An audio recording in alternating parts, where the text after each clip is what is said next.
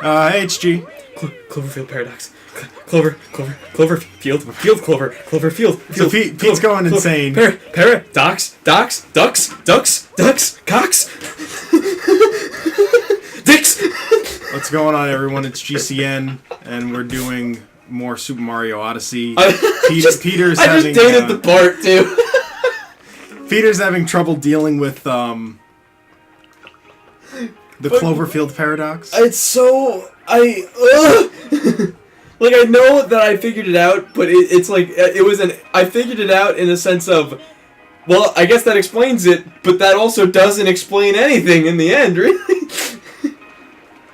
It explains everything and nothing. So why don't you talk a little bit about the Cloverfield series, because I've only seen the first movie where they're like running away from a giant beached whale, and they're really horrible camera angles. Can I extend I mean, this is coming out next month, so I'd say spoiler warning, because I'll probably go into Cloverfield Paradox like hardcore, because there's no way to just jump around spoiler free with this thing. There's too much to explain. But so the Cloverfield 1, for those who don't know, first Cloverfield was released back in 2008. It was a found footage monster attacking the city movie, which I favorite a lot. There's a lot of people that love it just like me, but there's also a lot of people that just don't like it because the Blair Witch Project gave a bad name to found footage. But I feel like Cloverfield fixed that. It remedied it in a sense. It was a really good found footage flick. I watched it last night again, and it was amazing. So is Cloverfield essentially just like Pacific Rim Job? Where it's basically just a giant monster invades the city. So the first one is it's more like early Godzilla with found footage style than it is Pacific Rim, because Pacific Rim there's like something that can fight it, whereas this is more like shit. What do we do? But from found footage on the ground, not from it's Godzilla and then it shows Godzilla hit a building. This one's like literally from the perspective of the people, which is why I liked it. Like. A lot of people, like, in my family, there's people that got, like, motion sick from it because of the found footage. It's honestly beautiful. There's comedy in it because the guy holding it is played by T.J. Miller, the guy holding the camera. So it's funny as hell the entire time. There's one moment where they're walking through the subways while everything's going on above them, and, like, he's just like, you guys hear that story about the guy that was like running around the subway lighting homeless people on fire? Oh my god. And they're just like, HUD, this is not a good time to talk about that right now. And he's just like, I'm just saying, wouldn't it be fucking terrifying if a flaming homeless guy came out of this? Oh my god.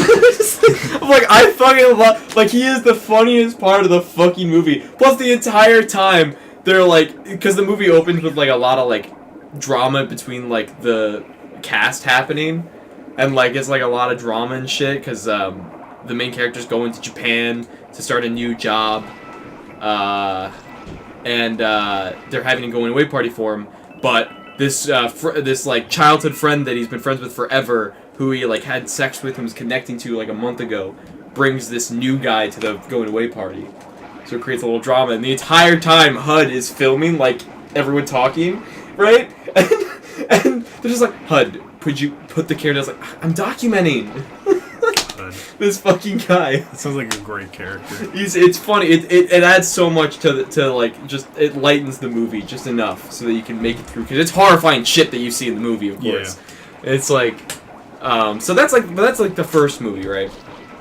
And then there's a second movie that came out, 10 Cloverfield Lane, which I remember hearing has no connection to the first one. Oh, which a lot of people lost their shit about because they're like, How's it Cloverfield? And every interview, J.J. Abrams would just answer with, well, it's like a blood relative. It's like a cousin. You know, it's not. You know, I'm just like, are you fucking? What does that mean? What do you?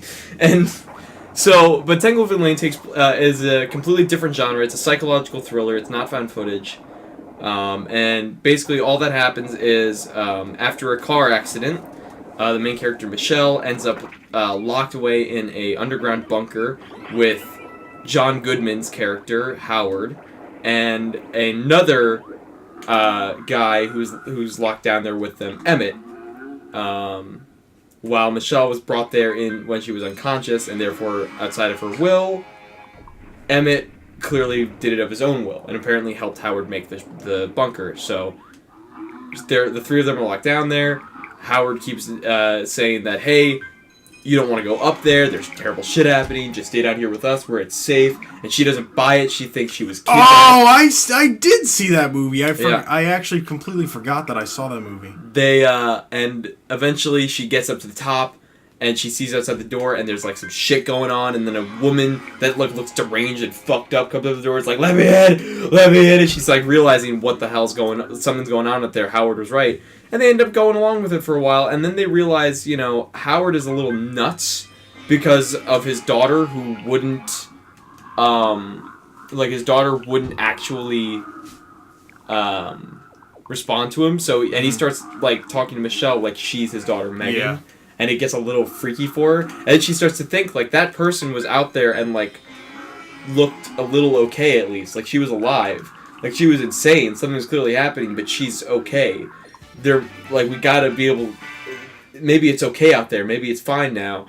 And so, she ends up going and making a hazmat suit using a little, magazine that Howard has. Yeah, because she's also, a clothing designer. She's a clothing designer, too, so she knows how to get her way around everything. So she finds a sewing machine, and she goes and starts making, with, duct tape and everything, a full-on, hazmat suit. Mm-hmm. And she makes this suit, and eventually... she makes it with Emmett, and eventually Howard, already knowing that they were doing something, goes up to, confronts them about it, and she finds out that after one night that Emmett was actually thrown into a vat of acid and killed by Howard. No, she didn't just find it out. I think that he actually just flat out shot him. Yeah, he shot him because he was lying. He shot him, and then the next thing that happens is she finds out his body was thrown into acid, dissolved. So she's like, "Oh fuck! Oh my god!" And then so she decides to go and make and finish the escape plan to get out of there, in Emmett's memory, in a sense, just we put all this work in for a reason. Mm-hmm. And she ends up getting out into the real world. Where, spoiler alert, while she's out there after escaping from Howard by viciously knocking his face into the acid and causing a really fucked up looking... that was great. I love that part when she knocked over the acid barrel and he's just like... By the way, kudos to John Goodman for being able to be full on terrifying. Honestly, I feel like you know why. It's because he shaved at the end of the movie, and it was just the shave. It was weird. When he shaved, that was the moment where it's like Phil when he shaves and he turns into the nice king. That was the moment that he fully transformed into, "You're my new daughter," he fully he's all dressed nice and everything. You're my new Megan. That was the moment where that mindset kicked in. I think when he shaved, and I feel like that's what really kicked in a creepy factor with that. But yeah, so Michelle gets out into the bunker, and she's like, wow, everything's kind of okay. But then she sees something coming in the distance, and she's like, fuck, and she goes to hide. Yeah, and then this is the part where the movie gets fucking the movie ridiculous. Gets really weird here because it's a weird advanced spaceship in the last 20 minutes, not even 20 minutes, the last 10 minutes maybe of the movie, where there's suddenly an alien spaceship, and eventually they find her hiding in the truck that she's trying to start, and they pick up the truck with these weird tendrils, and they're bringing her towards this weird alien worm-like mouth that they're bringing her up to, and she decides, I remember this from something I read earlier in the movie, and she makes a cocktail like Molotov. Yeah, she makes a fucking Molotov cocktail. And throws it into the beast. I guess because she realized the gas must have been some kind of flammable at some point in the movie. I can't remember where she discovers that, but that's a moment. You see her make that connection. Mm-hmm. So she makes the Molotov, throws it in, whole thing goes on fire. She escapes it, she gets the car running, and she drives off, and she gets on the radio to hear that there is a battle going on against these aliens. She can go to this city, or she can go off to, I think it was either Aurora or Dallas, which is funny because Dallas is in Texas and there's a crossroad for some reason. I guess that was a I guess that was a directorial decision. The weird thing was just like she's inside of a car and she's being abducted by this alien spaceship, and it isn't just like a ship, it's like a ship that's mounted on like the back of this big ass monster. Yeah. Right? And she ingeniously makes a Molotov cocktail and throws it into his mouth and lights his insides on fire, and then she stops getting abducted, falls out of the sky while still inside of the car, and manages to land without getting killed. The other thing is that it ends with her making the decision to fight because she just killed one of them. I like how nice his cornrows look. So she makes so like it really is actually really nice looking. I'm surprised how much detail is in them. But she made that decision to go and fight the aliens at the end of the movie. And actually, fun fact, it shows like for a second the street that she's leaving is Cloverfield Lane. And it's like, oh wow, it's like the movie. Actually, fun fact, around Chicago, or it's either Chicago or Colorado in the movie, where she's going, there's an actual Cloverfield Lane in that state. It's actually kind of trippy. I had no idea. I was like, oh my god, fuck.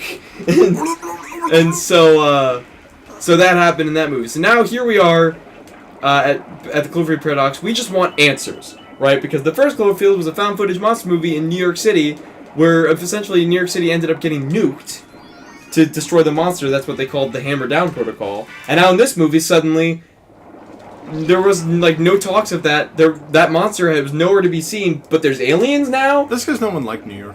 So everyone was very confused. No one cared. And then it got nuked. A little background, because the big thing about the Cloverfield movies is the ARGs. The ARGs of these movies are... Oh my god!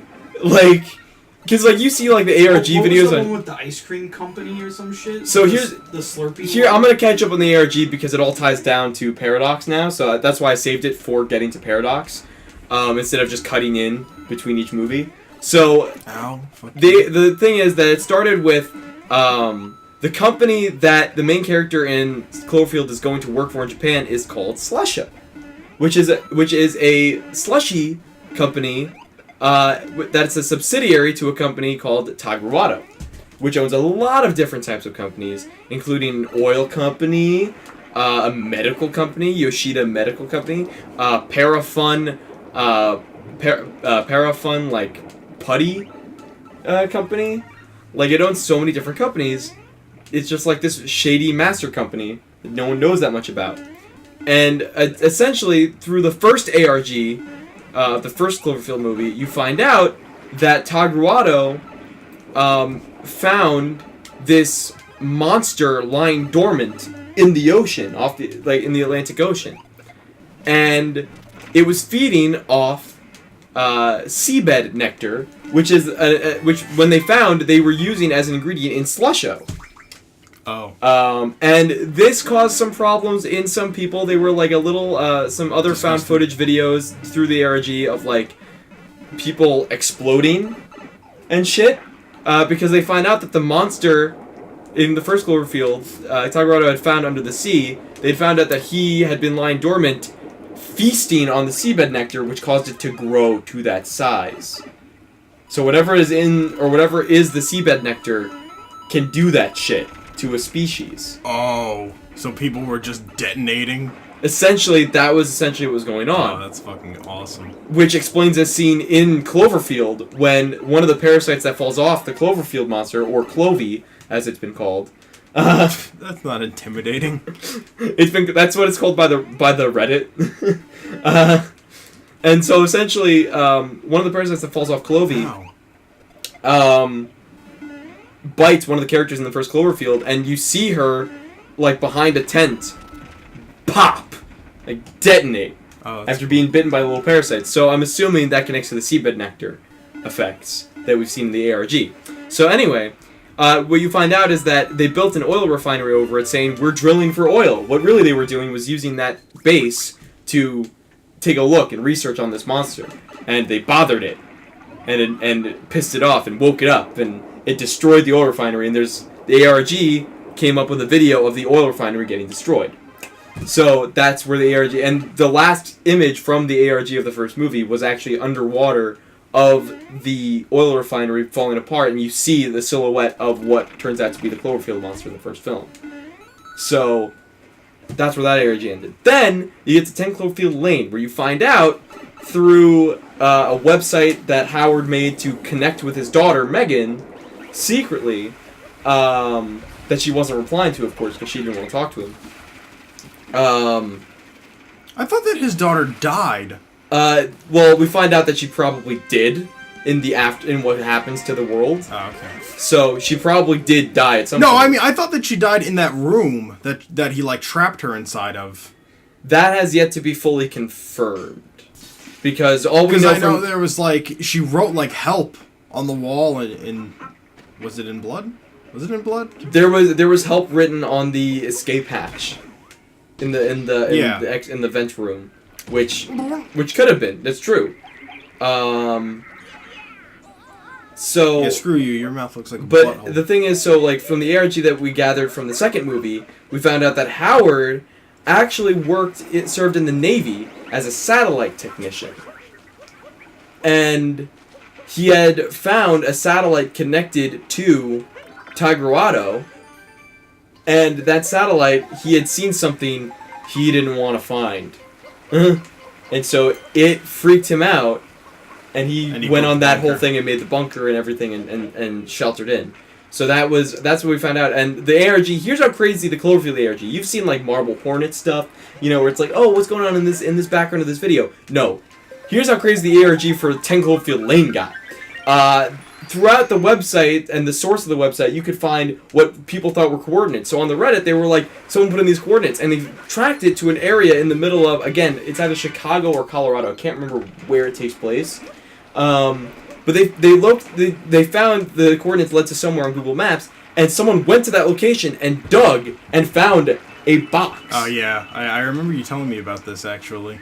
It was actually pretty cool. Yeah, they found this box with stuff in it, and it's like... Someone in the production of the movie went and actually buried this box of stuff. Yeah, that's super cool. That's awesome. Like, and it's like, what the fuck? And it's weird, too, because it wasn't like a clear someone just buried it that day. They did this when they started coming up with the movie plot line, clearly. Like, they had buried it a while ago. It was like, what the hell?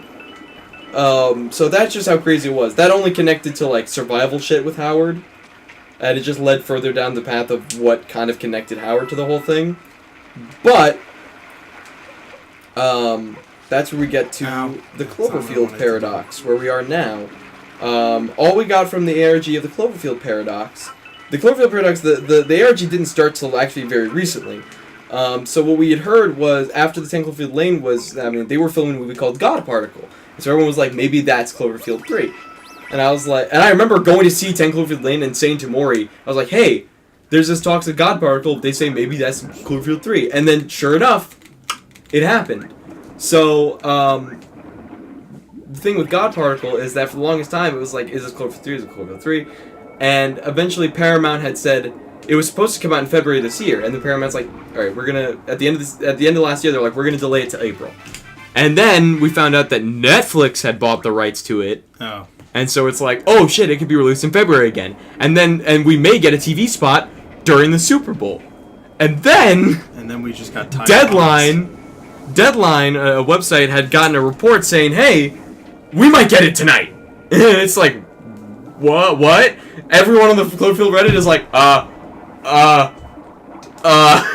It was like, you know how Five Nights at Freddy's just randomly came out every now and then because Scott Cawthon's a dick? Take that and put that on a scale of, these movies have been coming out since 2008. Reddit has been going nuts trying to figure out what the hell the whole thing's about since 2008, and suddenly we're getting the Five Nights at Freddy's treatment where it's like, we might get it now. Like, Not to mention that, but the TV spot we got for the Super Bowl started with back in 10 years ago, and it shows clips from the first Cloverfield. It's like, see how it all started, and now everyone's like, damn. This is really good film writing. If only Ant was this good. And you're freaking, everyone on the Reddit, I remember going to the Reddit, and I was like, everyone was like freaking out, like, what do we do? We threw out his name. Fuck. Like, That's crazy. and so, and it's funny too because it does that, and then at the very end of the trailer it says coming very soon, and then when you find the trailer online, it said coming to Netflix tonight. Oh. And so I was just telling Bottles, I'm gonna catch you up because you actually would love the shit out of this because you and I have both experienced FNAF and the treatment of hey, suddenly it's released early. That was throughout multiple years, like year to year. Take a movie that was I knew it was gonna happen someday. I was gonna teeter too far.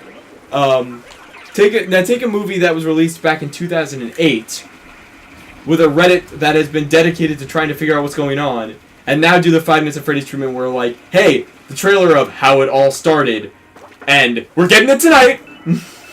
So everyone on the Reddit, as I told to Mike, was we threw out his name. I was like, what do we do? What? Shit! Everyone get your notepads out! No! Someone posted on the Reddit, on the Cloverfield Reddit, like, everyone watching Cloverfield Paradox right now. And it's just a picture of SpongeBob with Patrick with, like, binoculars during the campfire episode. It was like, write that down, write that down! So, finally, the ARG comes to a close with Cloverfield Paradox, where we keep hearing something about Mark Stambler, Stambler being the same last name as Howard Stambler from 10 Cloverfield Lane. And Mark Stambler is talking about some kind of event.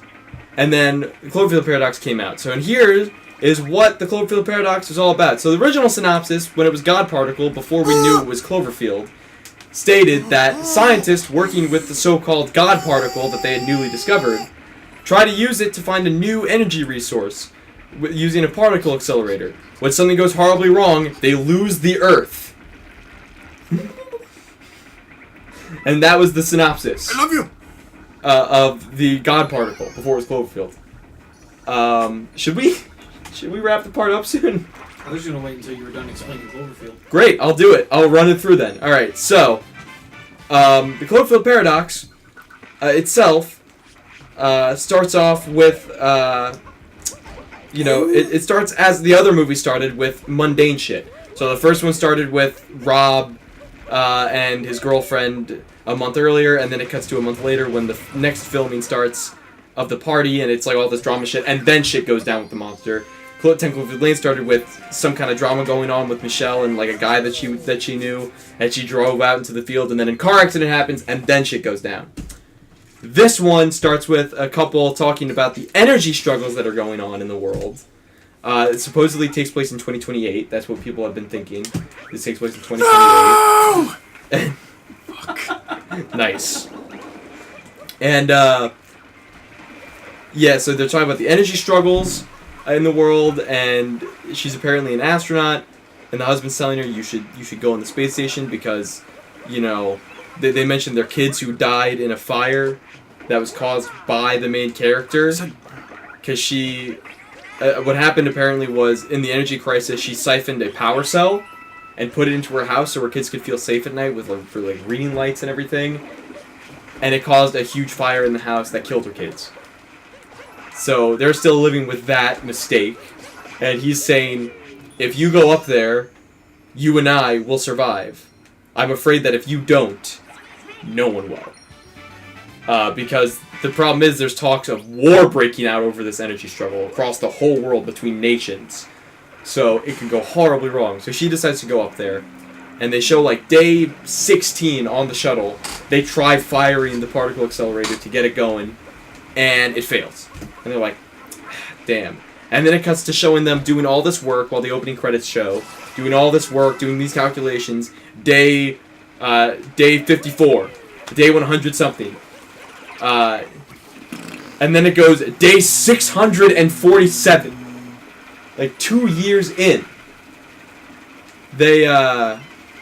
2 years in, they're now trying it again.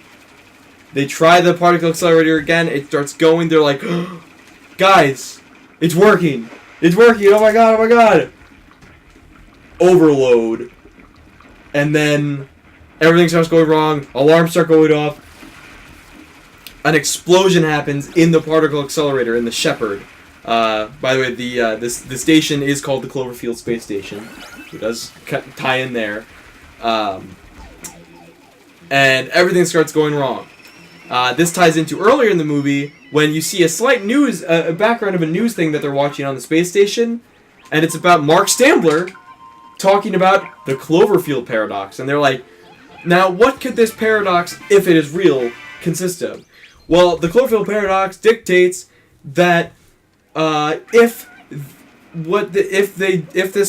they use this and it goes wrong, what could chance happen is that dimensions collide with each other. Things go chaos is unleashed. Gateways are open to so many things happening to not just our world but everything. Demons, aliens, beasts from the sea. and you're just like, I get you. And so he's saying this, and so now fast forward again to 2 years later when they're trying to fire the accelerator again. Shit starts going wrong, and they're being the glass breaks. They're being lifted up to the ceiling and dropped down again. Everything's going horribly wrong, and then it all comes down, and they're like, check the system. They find out what's wrong with the ship. They're like, okay, we need to fix the ship. And they're like, guys, where's the Earth? They're like, what? He's like, the Earth just can't be gone, guys. That's just not possible. They're just like, rotate to all the cameras. And they show like all of the cameras surrounding the space station, and Earth is nowhere in sight. They're just like, and they all start running around. Ava, the main character, goes to try to connect a signal to her husband, to like a video call that she did earlier. She's like trying to connect the signal, and it's not finding it. They're looking up at the windows of the ship, and it's like, where's the Earth? And they're freaking out. And they're just like, guys, we may be responsible. It's great that we need to fix the ship, but we may be responsible for the loss of 8 billion lives. And they're like freaking out about this. When they, while they're all looking around the ship, they start to hear shrieking from the ship. They're like, what the hell is that coming from? And they all track it down to this one wall. And they're like, it's coming from inside the wall. And they're just like, we need to open this panel. So they open the panel up, and they take the wall panel off, and there's a woman screaming in pain, wires and pipes in the wall going through her. She's screaming, help! And they turn the power down on that sector, and they cut her all out of it, and they bring her in, and they start doing a cellular rejuvenation thing on her to repair her body. And they have no idea what's going on. And then meanwhile, the Russian guy on the ship, because it's the station's filled with multiple people of different nations. The Russian guy is like feeling his face, and it's all weird, and he's like, what the hell? And he's looking in the mirror at one point, and he's like, God. And his right eye juts in the other direction all of a sudden. He's like, oh! And he's like trying to fix it, and it's trying to fix it, and it won't go back. It's like, and finally, it like fixes itself, and he's just like, what? Excuse me? Huh? They're just like, what is he saying? And then he goes and he ends up making a 3D printed gun with the 3D printer on the ship, and he loads it, and he goes down, and he's like, he goes down to the German guy who's trying to fix it. And Schmidt's just like, I don't answer to you, Volkov. And he's just like, then who do you answer? German intelligence? What did you tell them? And he's like aiming the gun at him and everything. And then he's like, what did you tell? And then he starts seizing and throwing up, and he starts freaking out. They're like, oh God. They take him in to get looked at, and they're checking him out, and outburst a bunch of worms out his mouth. Just a bunch of little worms. He's just like, well, there's the worms we lost on the ship. That's weird. And so they're freaking out now. It's like, oh God, what the hell's happening? What's going on? And then meanwhile, the engineer then goes to fix the panel.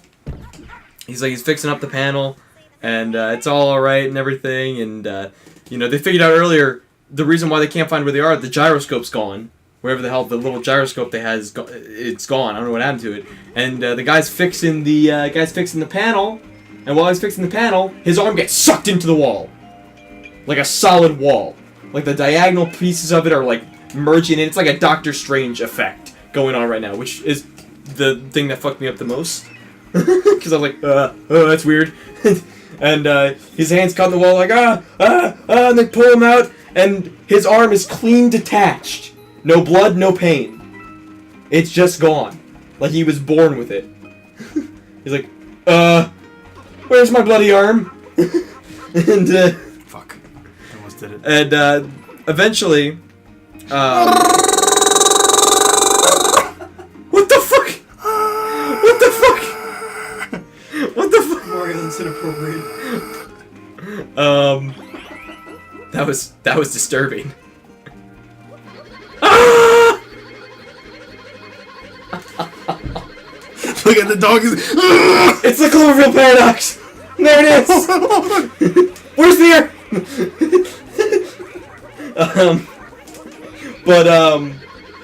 So Jensen, which is the woman they found on the wall, wakes up, and they're like,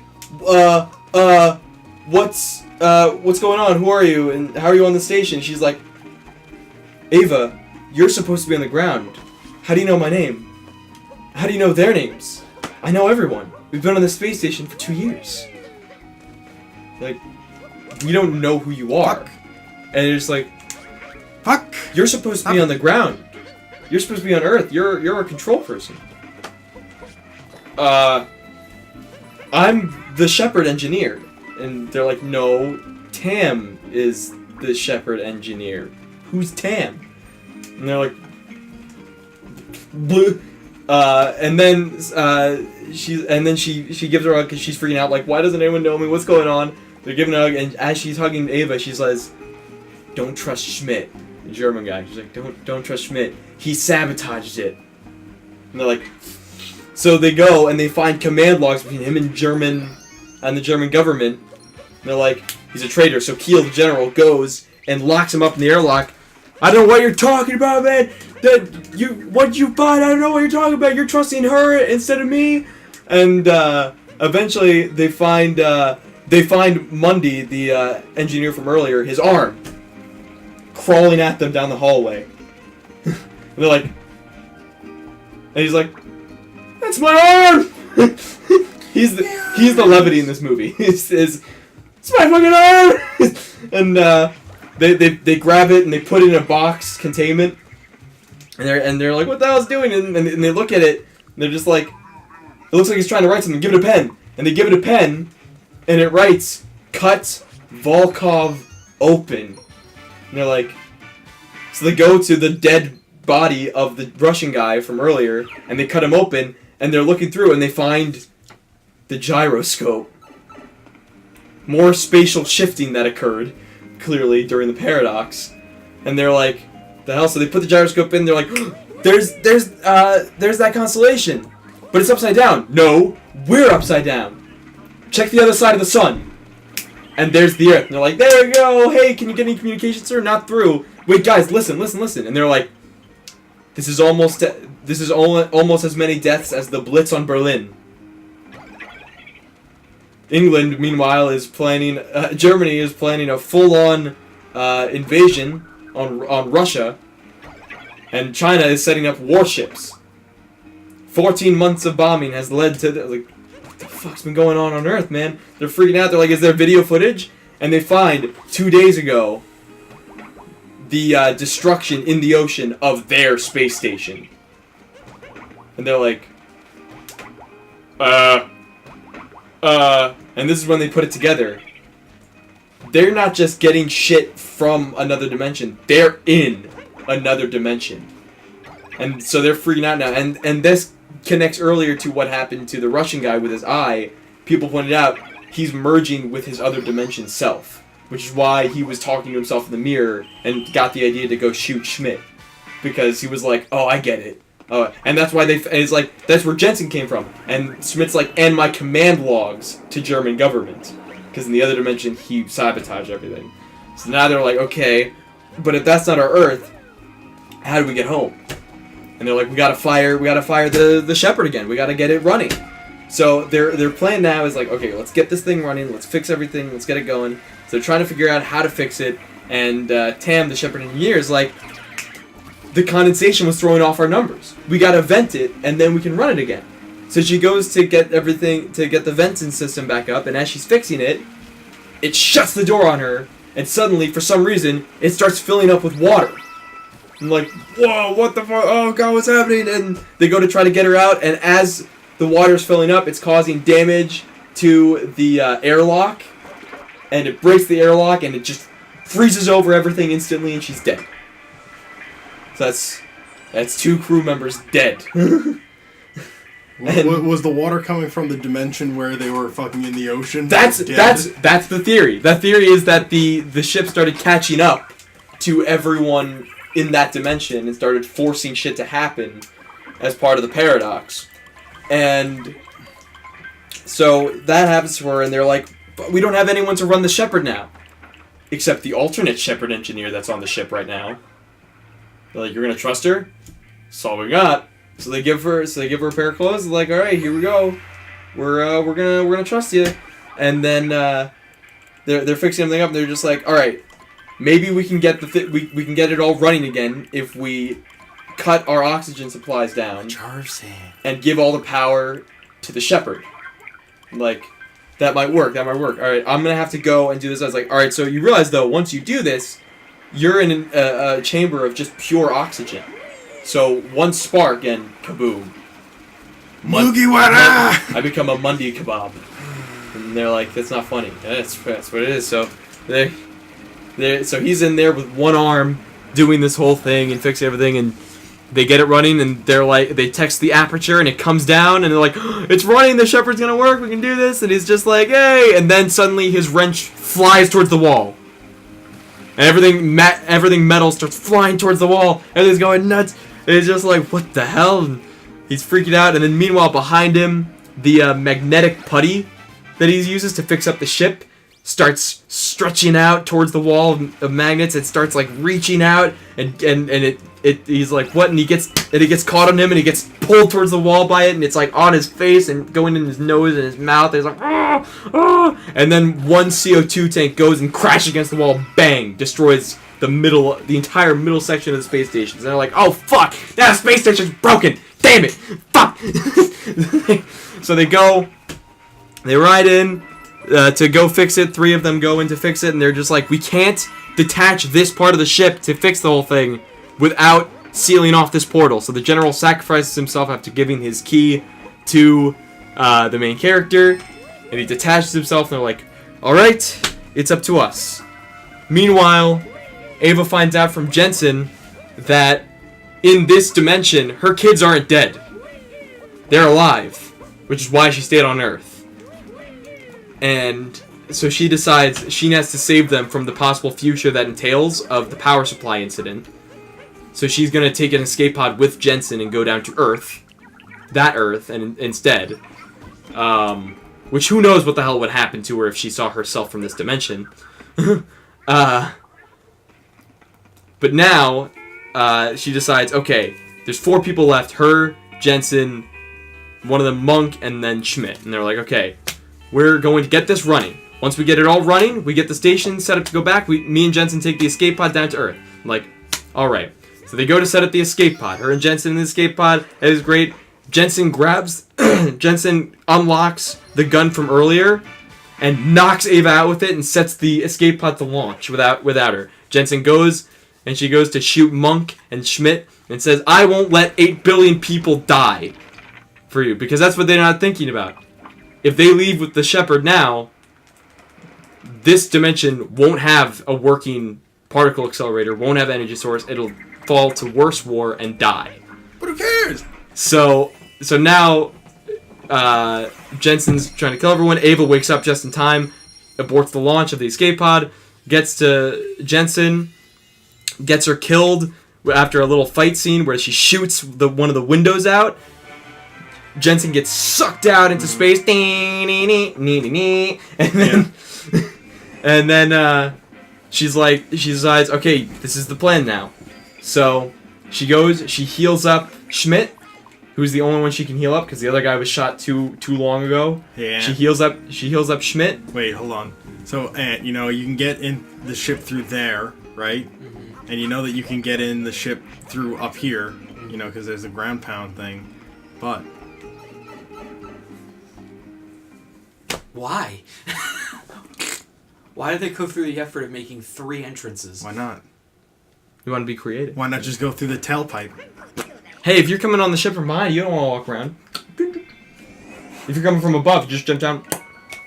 Yeah, maybe you feel like inhaling some carbon monoxide and die. You go through the tailpipe. So yeah, so the movie essentially ends where now they made it back home. They got the space station back. She heals up Schmidt. She leaves a message with the plans for the Shepherd, the working one, for the other dimension, with the other dimension's Ava, telling her, "Hey, don't do that power supply thing. That's a bad." And they go back to their dimension, and they're like, "Do you guys read? Do you guys read?" And they're like, "Hey, where have you guys been?" It's like, "That's a bit of a story." And they're like, it's like, oh man, hey, look, it's a sparkling water and it's some ice cubes made out of moon cubes. And they're like, what's the status on the Shepherd? And they're like, stand by. And they run it again with different coordinates, managing for the condensation that was throwing off the numbers before, and it works. They have energy, and they're like, yeah, they're cheering. There's radio static cutting in and out, but they're cheering, yeah. And they're like, all right, you might want to get a repair team up here. We're gonna come down. And they get into the escape pod, and they're all happy. They're about to launch. Meanwhile, down on Earth, what's been happening throughout the entire movie, but in between shots of the space station, her husband has heard an explosion outside. And he looks outside, he's like, whoa, what the hell is that? What's going on? And he's hearing news reports of what could have been a nuke, but apparently wasn't a nuke. Like, what's going on? And he gets in his car, he starts driving towards the hospital. When he gets to the hospital, he sees... It's destroyed. It's destroyed. Everything's ripped apart. And he gets out, and he looks, and what he sees in the smoke, you can see a shadow of a giant leg moving across, and he's just like, and then he hears a child crying for help from the ruins of the hospital. And he runs in and saves her. He takes her along with her. He ends up getting to a bunker from one of his friends. It's not the 10 Cloverfield Lane bunker, but it's a bunker. And he gets in, he's sitting down there with Molly, he's able to connect to the space center and says, hey, can you leave a message for these people? They're Molly's parents. Tell them Molly is safe, and that's fine. And then he gets a call at the end of the movie when they're back and everything that we found the space station, they're back. You know, they're all safe and sound. The Shepherd's working. And it's like, great. And it's like, she can't wait to see you. He's like, wait, they're coming down here. Now, in all this. And it's like, did you tell her what's going on? And he's like, there was no time. What do you mean there was no time? Tell them not to come back. Tell them not to come back. Tell them not to come back. And they're firing in, and you see the escape pod fall through the clouds, and then out of the stratospheric clouds comes a giant version of the first movie's monster, roaring at the top of its lungs twice, and then the credits roll. And all we know about that monster is that the Cloverfield monster from the first movie, Mike, if you can recall, was only able to touch some of the skyscraper tops. This one is in the stratosphere. It's fucking huge. No one knows what's going on. We assume it's the mother. Fuck me. But, so the movie ends there. So, now, the big question on everyone on the Reddit's mind was, well, how does... Because this is where it all started, right? So we know it probably sent shit to the past, like the first Cloverfield monster, right? So how does this all... So for a while, me and Maury were going back and forth with each other of this theory, that theory, this theory, reading theories off the Reddit, being like, maybe this, maybe that. Here's what I came to the conclusion to. People on the Reddit seem to not point out that there's 2 times where they overload the Shepherd in the movie. Once when they end up in the other dimension, and another where they end up going back. That's 2 rips in space-time. 2 times where shit could have gotten fucked up and moved around and all that shit. So I think the first time ended up sending the first Cloverfield monster into the 2008 Cloverfield situation. Thus leading to 10 Cloverfield Lane, where Emmett, who says in the movie, he says, there's this big red flash in the sky, almost biblical-like. And then everything started to go wrong and weird. Which could have been the shepherd ranging out throughout dimensions in its light. Which makes me think, if that was throughout the whole universe, advanced aliens could have sensed it, and started heading towards Earth where the energy source was coming from, hence leading to 10 Cloverfield Lane's conclusion where there's an alien invasion happening. Thus leads to alternate 2030, where not just the Cloverfield monster we see at the end of this movie happens, but also there's probably aliens from 10 Cloverfield Lane there as well. So, right now we have one rip, Cloverfield 1, 10 Cloverfield Lane, and then alternate 2030 at the end of Paradox. Then we have the second rip in Paradox, which leads to Cloverfield 4 coming out in October. That includes Nazi demons, and that takes place back in 1940 during World War II. So that throws those back, thus adding on to the Cloverfield incident, thus adding on to 10 Cloverfield Lane, thus ending in another alternate 2030 where all of those are together. And what I'm thinking now is because they went with the parallel universe, which is the infinite parallel universe theory. It's not just, here's dimension 1, 2, 3, but no. It's going to be infinite, and any movie they make in the future for Cloverfield will take the monster from that movie and basically add on to another alternate 2030 where it's just more and more fucked up.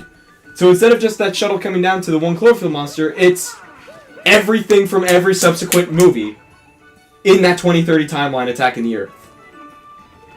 Infinitely, until the only way I can see this cinematic universe ending is when they make a movie going back to the Cloverfield Paradox characters, where they figure out how to use the God Particle to mend space and time. But the way I see it happening is, because that wouldn't fix their dimension, it would only fix subsequent dimensions that haven't been fucked up yet.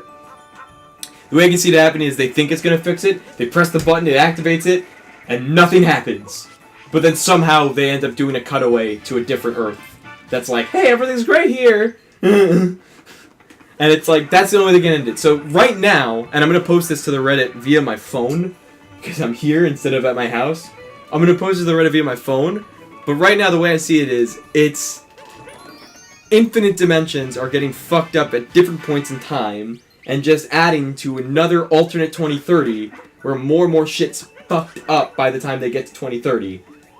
And the real paradox here is that in 1940 is when Tagarado, that shady company from the first Cloverfield movies, ARG, was created, was in 1940 at the end of World War II. Most likely after the discovery of these Nazi demons. After the discovery of these Nazi demons, which would mean that 2030's Cloverfield Paradox, that was set up as a mission by Tagarado, inevitably created Tagarado in the past, which is the full-on paradox here. Is Tagarado created the space station, which created Tagarado, which created the space station, which created Tagarado.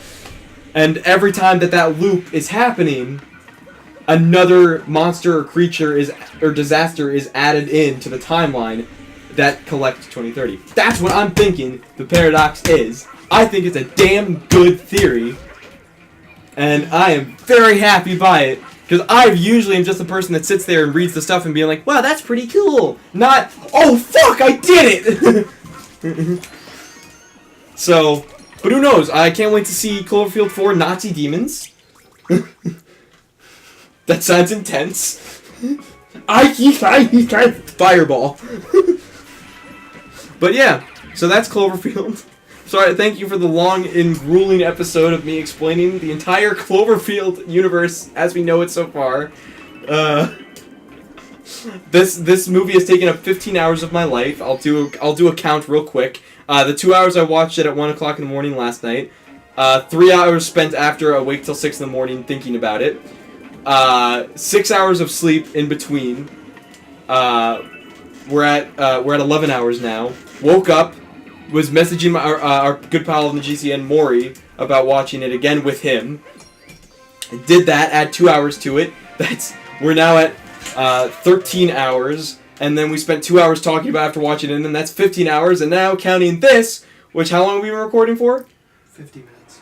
So almost an hour. 16 hours of my life spent on the Cloverfield Paradox. And I have work tomorrow. Thank you very much for story time. No problem. I'll do it anytime. This is Pete, G. and we're all a part of the Paradox. And we're signing off.